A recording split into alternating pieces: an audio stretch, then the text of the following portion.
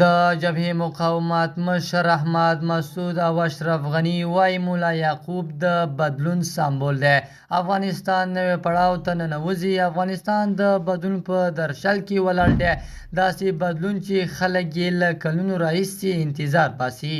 په همدې فضا کې د پخواني ولسمشر محمد اشرف غني او د ملي مقاومت جبهې مشر احمد مسعود نومونه د یو نوي او مثبت بحث په منځ کې راڅرخي، چیرته چې دفاع وزیر ملا محمد یعقوب مجاهد په اړه د بدلون او مسؤلیت خبرې کیږي.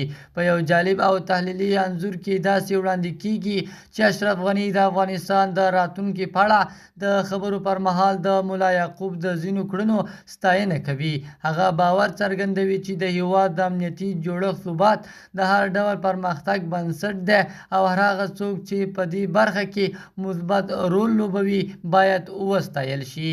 له بلې خوا احمد مسعود هم د یو نرم دریځ په طرز کې د اختلاف پر ځای د واقعیت منلو خبرې کوي.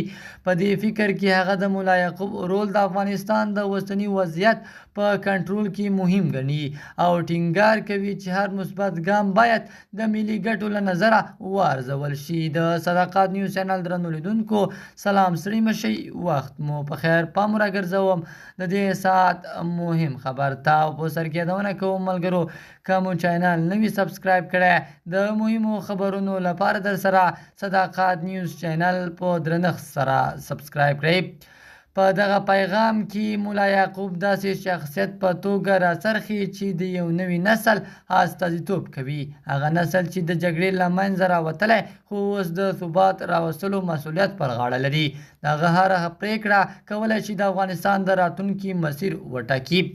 شنونکي وایي که د افغانستان سیاسي څېرې د یو بل مثبت اړخونه ومني او د اختلافاتو پر ځای د ګډو اهدافو په لور حرکت وکړي نو دا به د باور فضا رامنځته کړي.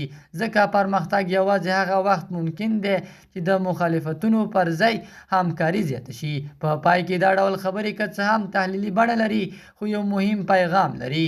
افغانستان د بدلون لپاره چمتو دی، خو دا بدلون یوازې هغه وخت راځي چې مشران د یو بل په وړاندې د سیالۍ پر ځای د همکارۍ لاس وغځوي.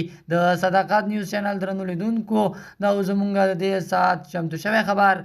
د نورو مهمو خبرونو لپاره در سره صداقت نیوز چینل په درنښت سره سبسکرایب کړئ.